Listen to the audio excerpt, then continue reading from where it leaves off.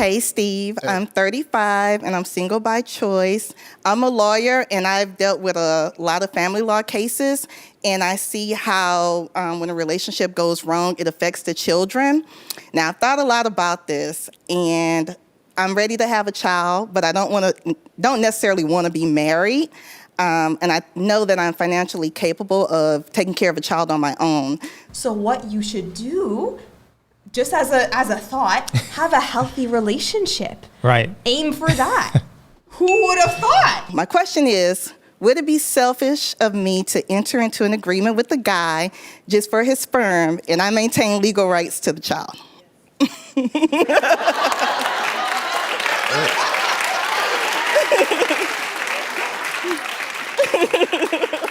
So you went to law school to figure that out?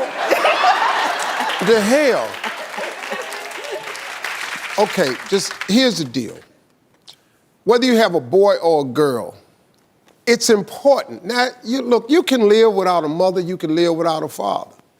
I'm doing it now. Both my parents have passed, but I had them for 40 years. Right. If it wasn't for them, I'm not here today. Now, look, being a single mother is hard. It's challenging, man.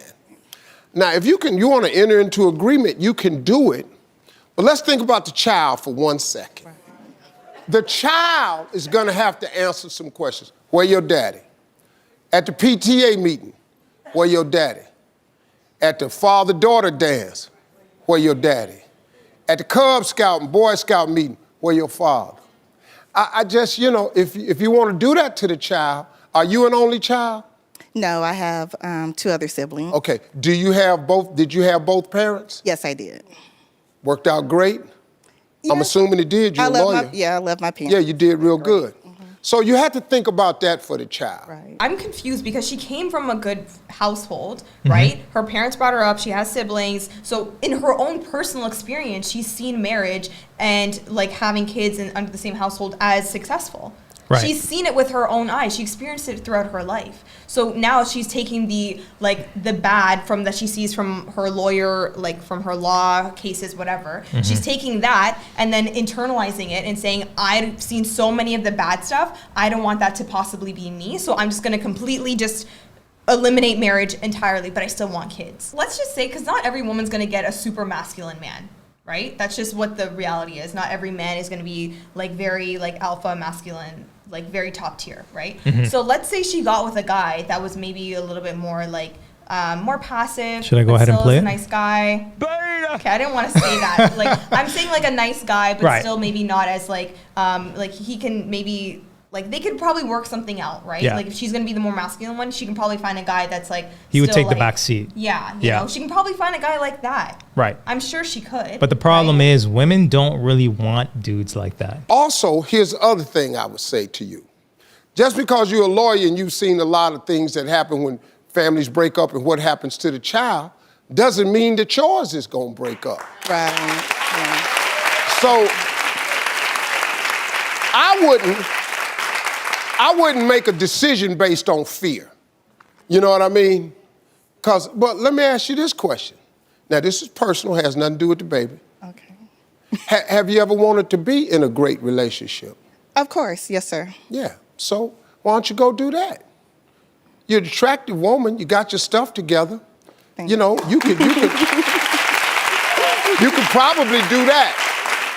Now, if you don't do that anytime soon and you want to have the baby now, then you got to make some type of arrangement like you're talking about. Right. But I would have a sperm donor that wanted to be active in the baby's life. All right, thank you. Problem with that, she would have to get on a dude's program. She would have to coexist with a guy.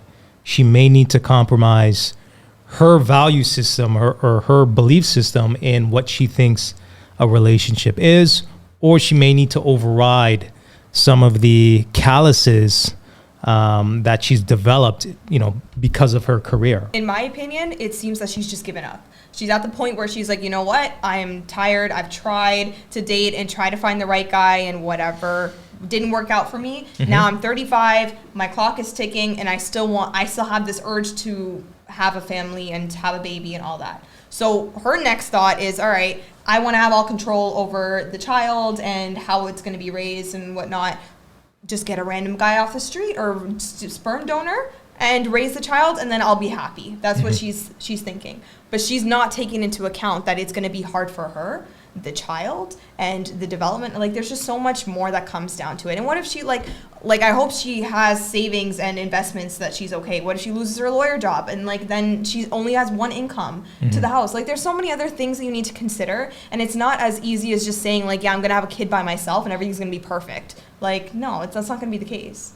Yeah, they make it seem so easy, They right? make it seem like it's just like, throw a bunch of money at a honestly, kid. Yeah. And like, kid raises itself, right? Like, there's no parental guidance, right? Yeah. Only a man could raise another man. Let's say you have a boy, you know, you're going to raise that boy to be a little softer, and, you know, he's going to struggle throughout life, right? So, and then the cycle continues. He has his own relationship or lack thereof. And, you know, especially in the black community, right? I mean, the black community, over 70% of babies are born out of wedlock.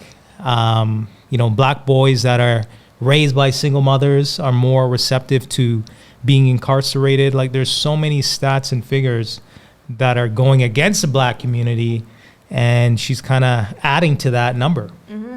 Like, and I know for me, I've mentioned this before on the channel, I don't know what I would do without both my parents, okay? Especially, like, I'm very close to my dad and I'm close to my mom as well, and not having both of them in my life, I don't know I don't know what the type of person I'd be today, honestly. And I needed both of them in my life. Yeah. So, and she knows, like, imagine if she just took a second to think about if one of her parents wasn't there for her.